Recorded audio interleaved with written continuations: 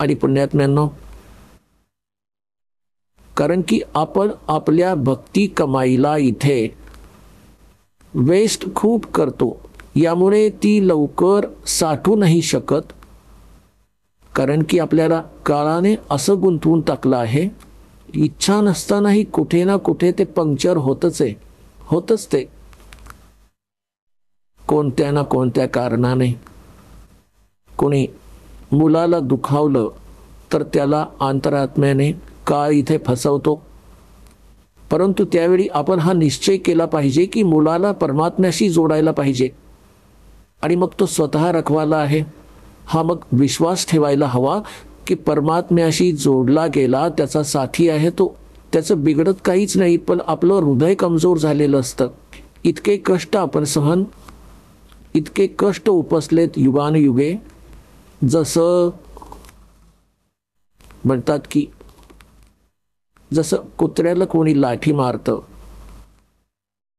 आणि तो बिचारा इतका पीडित होऊन जातो, इतका त्रासतो, मग कुठेही बसलेला असेल आणि थोडासाही काही आवाज झाला असा लाठीसारखा, तिथेच बसल्या बसल्या ओरडायला लागतो. प्रत्यक्षात आजूबाजूला काहीच त्रास नाहीये.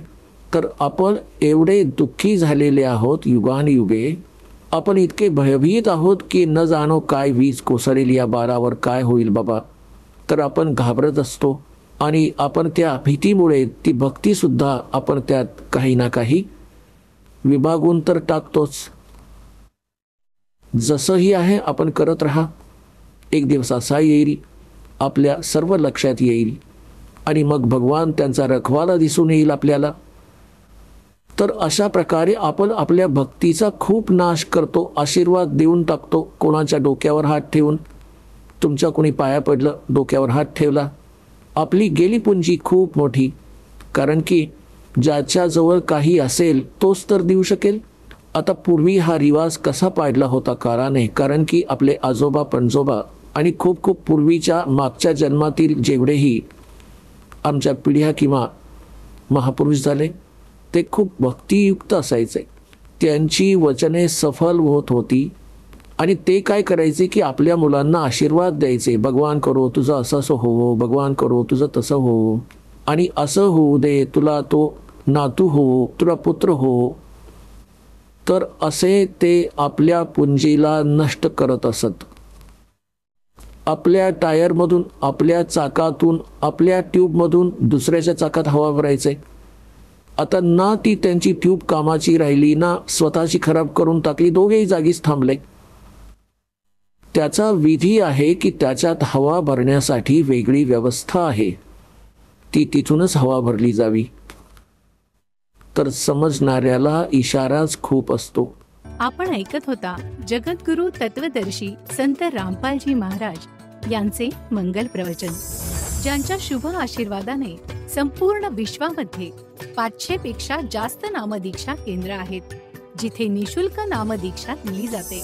निशुल्क नामदीक्षा प्राप्त करण्यासाठी आणि अधिक माहितीसाठी संपर्क करा 7030303951 7030303952.